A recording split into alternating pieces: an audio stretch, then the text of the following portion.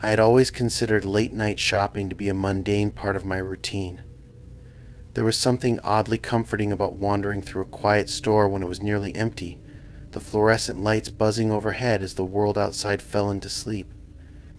I was accustomed to working odd hours, and sometimes the best time to grab a snack or get the essentials was after midnight when no one else was around. But one night, my usual trip to the local 24-hour convenience store turned into something I couldn't easily shake off. The night started off normally enough. I grabbed my coat and keys, ready to make the short walk down to the corner store for a couple of snacks and some milk. It was unusually quiet outside, the streetlights casting long, eerie shadows on the sidewalk. It was a clear night, but the chill in the air made the empty street feel all the more desolate. When I walked into the store, the faint beep of the door's sensor greeted me. The smell of coffee and cleaning supplies mixed with the sterile air of the refrigerated section. The store was dimly lit, but I didn't think much of it, just a usual late-night atmosphere. The shelves were well stocked, and the aisles were deserted. I could hear the faint hum of the coolers in the back, and the occasional shuffle of my own footsteps against the linoleum floor. It felt like I was the only person in the store. I picked up my snacks and headed for the milk section. The aisles were eerily still, and for some reason, the store felt colder than usual. The hairs on the back of my neck stood up as I rounded the corner to the dairy aisle. A man, perhaps in his mid-40s, was standing in front of the refrigerator case. He wasn't doing anything in particular, just standing there facing the coolers. At first I thought he might just be waiting for someone or looking for a specific item, but something about the way he stood was off. He didn't seem to move at all, not even a twitch of a finger. I tried to ignore it and grab the milk, but my eyes kept drifting back to him. The silence in the store was suffocating. Even though I could hear the hum of the lights and the air conditioning, it felt like the world had gone completely still. It wasn't just that he wasn't moving, it was the way he was positioned. His back was perfectly straight, and his head was tilted slightly downward, as if he were staring intently at the floor. I tried to shake it off. Maybe he was just tired. But the more I stood there, the more the unease crept up my spine. I decided to grab a few other items to break the tension. As I turned to head down the next aisle, I caught sight of the man again. He hadn't moved from his spot. But this time there was something else, something about the way the store lights flickered for a brief moment that made my heart skip a beat. I didn't know what it was, but it felt like the air around me had shifted, like something wasn't quite right. Trying to ignore the growing sense of discomfort, I moved quickly toward the front of the store, where the registers were. The man was still standing in the same spot, his posture unnervingly still. I tried to focus on the counter ahead, my hand tightly clutching the items I had picked up. But as I walked past the end of the aisle, I glanced back at him, and that's when it happened. In the brief moment when our eyes locked, I saw something I'll never forget. His eyes were hollow, dark, void-like pits that seemed to swallow the dim light of the store. The instant our gaze met, my body froze. A cold rush of fear washed over me, and I felt a knot form in my stomach. His stare was unnerving, like he could see right through me, like I wasn't supposed to be there. His eyes weren't just empty, they seemed to glimmer with something. Dark, something otherworldly. I didn't waste another second. I bolted to the checkout counter, my heart pounding in my chest. As I passed the aisles leading to the registers, I glanced over my shoulder one last time. The man was still standing there, but this time he wasn't just looking at me. He was watching the entire store with a terrifying stillness. I couldn't look away for long enough to see if he moved again, but I knew deep down that he wasn't just some tired customer. I reached the counter, practically throwing my items at the cashier, who didn't seem to notice the panic on my face. She didn't ask if I was okay, didn't even look up from scanning the items. Her face was drawn, tired, like she'd been doing the same thing for years. As she bagged my snacks and milk, I hurriedly paid, my hands shaking. I stepped outside into the cold night air, but it didn't feel like relief. The walk home was quick, and I didn't look back once. I couldn't. Even when I got home and locked the door behind me, I couldn't shake the feeling that something was wrong. I stayed up for hours, the image of that man's hollow eyes seared into my mind. It wasn't until a few days later that I returned to the store, but I couldn't find him. The shelves were stocked, the aisles quiet, but the man wasn't there. I asked the cashier who had been working when I was in, but she had no recollection of anyone fitting his description. She didn't remember him, and there was no mention of him in the security footage. I don't know what I saw that night or who, or what, that man was. All I know is that when I walked into that store I was a skeptic, but by the time I left I wasn't so sure anymore. Something supernatural had been watching me from the aisles of that quiet, late-night store, and I couldn't shake the feeling that it would return.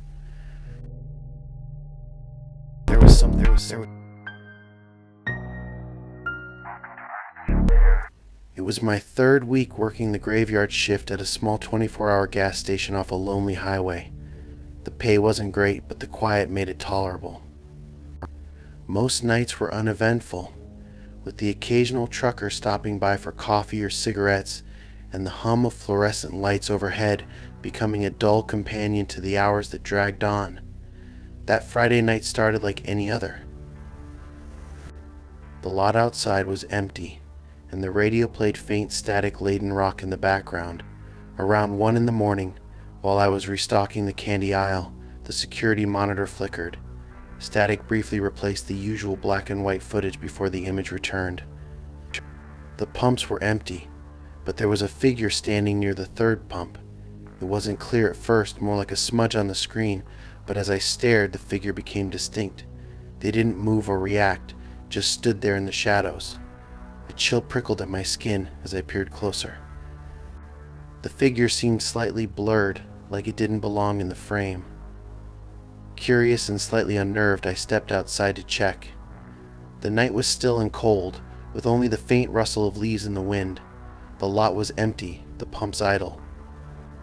I walked toward the spot where the figure had been, glancing around. The air seemed heavier, and a faint, rancid smell lingered, something like decaying meat. My stomach turned as I hurried back inside, locking the door behind me. Back at the counter, the monitor was clear, the pumps visible but empty. I tried shaking off the unease and busied myself organizing the lottery tickets. Then a sound broke the silence, faint tapping, like someone lightly knocking on glass. The sound came from the large front windows facing the parking lot. My heart quickened, but when I turned to look, no one was there. The knocking continued, louder now, coming from the side of the building. My pulse raced as I grabbed a flashlight and edged toward the sound. Outside, the flashlight beam cut through the darkness, revealing nothing. Still, the air carried that same nauseating smell, stronger this time. On the brick wall near the corner, a single word was scrawled in a thick, dark substance run. Cold dread settled in as I stumbled back inside. I picked up the phone to call my manager, but the line was dead. The Wisconsin Fi was out too. The store felt too quiet, the fluorescent hum now oppressive. Moments later, the lights cut out, plunging everything into darkness. Emergency lights flickered on, casting the aisles in a dim, red glow. My breath caught as I noticed a figure standing in the snack aisle. It was tall and motionless, its form obscured in the shadows but undeniably human-like. Something about its presence felt fundamentally wrong, like it was draining the air from the room. My first instinct was to call out, but my voice caught in my throat. The figure didn't move. As I stepped forward with the flashlight, its light landed on the figure. In an instant, it dissolved into smoke, vanishing. I stumbled back, heart hammering. The silence that followed was suffocating, broken only by faint, deliberate footsteps echoing from the back room. I didn't want to follow the sound, but curiosity and fear compelled me. The storage room was freezing, the smell unbearable now. The footsteps stopped, replaced by a guttural growl that made my blood run cold. In the far corner, crouched among boxes, was something that could barely be called human. Its limbs were too long, its joints bending at grotesque angles. Its eyes glowed faintly, and its face stretched into a nightmarish grin. Terror overtook me as I slammed the door and fled back to the counter. The store felt alive with malevolence, every shadow and corner teeming with unseen threats. The clock on the wall ticked painfully slow, the hours dragging on like an eternity. By the time my shift ended at sunrise, I handed the keys to the day manager without explanation and left. I never returned to that gas station, though rumors later confirmed I wasn't alone in my experience. Others who worked the night shift spoke of strange sights, eerie sounds, and an oppressive sense of being watched. Even now, when I pass an empty gas station, unease settles in my chest. Some places hold things beyond our understanding, entities waiting in the mundane shadows of the world. Those hours at Murphy's taught me that sometimes the quietest nights hide the loudest horrors.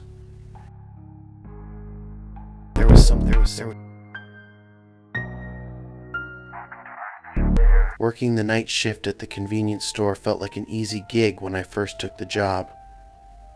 The hours were long, but the place was rarely busy, and the steady routine made it manageable.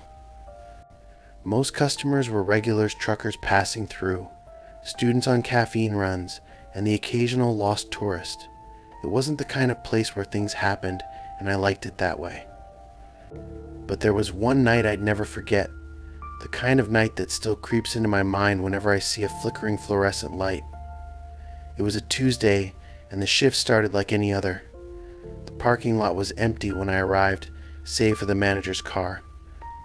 He handed over the keys, gave a quick rundown of the usual closing tasks, and left.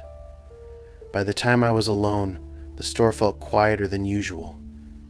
The overhead lights buzzed faintly, and the hum of the cooler motors blended into the silence. Around midnight, the first strange thing happened. A customer came in, a middle-aged man in a heavy jacket that looked too warm for the mild spring night. He didn't say a word, just nodded at me and wandered down the snack aisle. He moved slowly, almost aimlessly, and didn't seem interested in buying anything. After a few minutes, he stopped at the back of the store, staring at the shelves like he'd forgotten why he was there.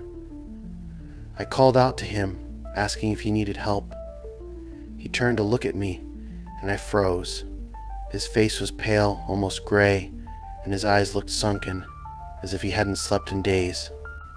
He stared at me for a moment too long, his expression blank but somehow menacing. Then, without saying a word, he turned and walked out of the store, leaving the door swinging on its hinges. I tried to shake it off. People act strangely all the time, especially late at night. Still, something about him unsettled me, and I found myself glancing toward the parking lot more often than usual. It was empty every time. The hours dragged on, and just after 2 a.m, the power flickered. The lights dimmed, and the coolers shut off for a few seconds before everything came back. I checked my phone, but the signal was gone. That wasn't unusual in this part of town, but the timing didn't help my nerves. I decided to do a quick sweep of the store, partly to check for anything out of place, and partly to calm myself down. As I walked past the snack aisle, something caught my eye. One of the shelves had been cleared, its contents scattered on the floor. It hadn't been like that earlier, and I knew I hadn't heard anyone enter since the strange man had left. I cleaned it up, trying to ignore the feeling that I wasn't alone. The next time I checked the parking lot, there was a car I didn't recognize. It was an old sedan, its paint faded and peeling. The windows were too dark to see inside, and it didn't have a license plate. I stood at the door for a moment, watching, but no one got out. I thought about going outside to take a closer look, but something held me back. The air felt heavy, like the atmosphere before a storm. An hour passed, and the car was still there, untouched. I couldn't shake the feeling that it was connected to the man from earlier, though I had no reason to think so. I tried to distract myself by organizing the counter and restocking behind the register, but the unease lingered. Around 4 a.m, the automatic doors slid open. A chill breeze swept in, and I looked up, expecting another customer. The store was empty. The doors stayed open for a few seconds longer than usual before sliding shut again. I checked the security cameras, but the feed was blank. Static filled the screen, and the timestamp flickered erratically. My hands trembled as I reached for the phone to call the manager. The line was dead. I stood there for what felt like an eternity, staring at the empty parking lot on the monitor. Then, movement. A figure appeared at the edge of the lot, just barely visible in the dim glow of the streetlights. They stood motionless, facing the store, too far away for me to make out any details. I turned away from the monitor and looked out the front windows, but the lot was empty. When I glanced back at the screen, the figure was gone. Panic started to set in. I locked the doors and switched off the lights, hoping to make the store look closed. My breath came in shallow gasps as I crouched behind the counter, straining to hear any sound over the hum of the equipment. For a while, there was nothing but silence. Then faint footsteps. They started at the edge of the parking lot and grew louder, slow and deliberate, like someone dragging their feet across the asphalt. I didn't dare look. The sound stopped just outside the doors and the automatic sensors whirred softly, as if detecting something unseen. The doors didn't open. Instead, there was a soft tap on the glass, then another. It wasn't loud, but each tap sent a jolt through me. I stayed crouched, heart pounding, as the tapping continued. It was rhythmic, almost like a knock, but too deliberate, too slow. Eventually, the sound stopped. I stayed behind the counter for what felt like hours, too afraid to move. When the first light of dawn broke through the windows, I finally stood up. The parking lot was empty, the strange car gone. The security monitors were still static, and the phone line was still dead. I unlocked the doors just as my replacement arrived. She looked at me with concern, asking if I was feeling okay.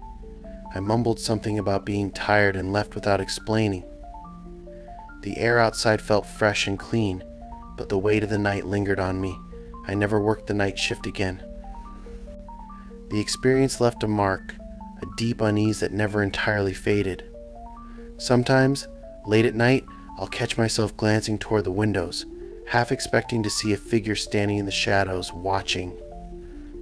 There's something about the stillness of those hours, the way the world feels just a little too quiet, that reminds me of that night. It's a feeling I wouldn't wish on anyone.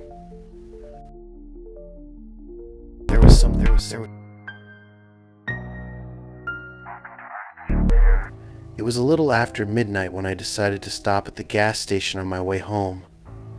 The glow of its neon lights was a beacon in the otherwise dark stretch of highway. I had been driving for hours, and the weariness was starting to set in. My plan was simple: grab some coffee, refuel, and get back on the road. But what happened that night ensured I would never set foot in a gas station alone after dark again. It was one of the most horrific nights of my life, if not the most horrific. I cannot put into words how much I hate going to any gas station after the incidents of that day. The place seemed deserted when I pulled in. There were no other cars at the pumps, and the convenience store's parking lot was empty except for an old sedan parked in the far corner. The dim overhead lights cast long shadows across the cracked pavement, and the hum of the fluorescents filled the air. It was more like a graveyard than a gas station. I parked near the pump closest to the entrance and glanced at the store through my windshield. The cashier sat behind the counter, head bent over a magazine. He seemed oblivious to my arrival. I stepped out, the cool night air hitting me like a slap to the face. It was quiet, too quiet. Even the distant hum of highway traffic was absent, leaving only the faint buzz of the lights and the occasional rustle of wind. As I approached the pump, I noticed something odd. The screen where you input your card information was glitching, flickering between static and random symbols. I tried swiping my card anyway, but nothing happened. I tried several times and still, nothing seemed to be working. I even tried some of my other cards and none of them worked at all. Frustrated, I decided to go inside to pay. The door chimed as I stepped into the store, and the cashier glanced up briefly before returning to his magazine. The inside smelled faintly of stale coffee and cleaning supplies. The shelves were well stocked, but something about the layout felt off, like everything had been placed there in a hurry without much thought. I walked to the counter and told the cashier I needed to prepay for gas. He nodded without saying a word, his expression blank. His movements were slow, almost mechanical, as he punched the information into the register. While he worked, I wandered toward the coffee station to grab a cup. That's when I noticed the first sign that something was wrong. The station was stocked with coffee pots labeled as decaf, regular, and bold roast, but all the pots were empty. Instead, the glass bottoms were filled with a dark, sludge-like substance that didn't resemble coffee at all. It clung to the glass like oil, its surface shifting slightly as though alive. I stepped back, my stomach churning, and turned toward the cooler section to grab a bottled drink instead. As I moved through the aisles, the fluorescent lights overhead began to flicker erratically. It felt like the entire store was holding its breath, waiting for something. At the far end of the aisle near the back of the store, I saw a shadow shift. At first I thought it might be another customer, but as I approached I realized the area was empty. The shelves were lined with bags of chips and candy, but the shadows seemed to move independently, writhing and twisting in ways that didn't match the flickering lights. A cold sense of dread settled in my chest as I backed away, my eyes fixed on the spot. I turned to head back to the counter, but the aisles felt longer than before, stretching unnaturally into the distance. The products on the shelves blurred together, their labels unreadable, as if the store itself was warping around me. When I finally reached the counter, the cashier was gone. The magazine he had been reading lay open, its pages fluttering slightly despite the absence of wind. I called out, but there was no response. The silence was suffocating. I leaned over the counter to see if he might have stepped into the back room, but the door behind the counter was slightly ajar, revealing only darkness beyond. Something about that darkness felt alive, as though it were watching me. I grabbed my wallet and decided to leave without paying. The gas could wait. As I turned toward the door, I froze. The old sedan that had been parked in the far corner of the lot was now at the pump directly in front of the store. Its headlights were off, and the windows were tinted so dark that I couldn't see inside. My instincts screamed at me to run, but my legs felt like lead. Slowly I moved toward the door, my eyes never leaving the car. The door chimed as I stepped outside, and the cool air hit me like a wave. The car's engine was silent, but I could feel a low vibration in the ground beneath my feet, as though something immense was humming just out of reach. The shadows cast by the gas station's lights seemed to stretch toward the car, converging around it like tendrils. I hurried to my car, fumbling with my keys as panic settings set in. As I unlocked the door and slid inside, I glanced at the sedan one last time. A figure was now sitting in the driver's seat, but their features were obscured, their face shrouded in shadow despite the bright lights of the station. I started my car, the engine roaring to life, and reversed out of the spot without looking back. As I sped away, the gas station receded into the distance, but the unease didn't leave me. For days after, I couldn't shake the feeling that something had followed me. Shadows seemed longer than they should be, and I often caught movement in my peripheral vision that disappeared when I turned to look.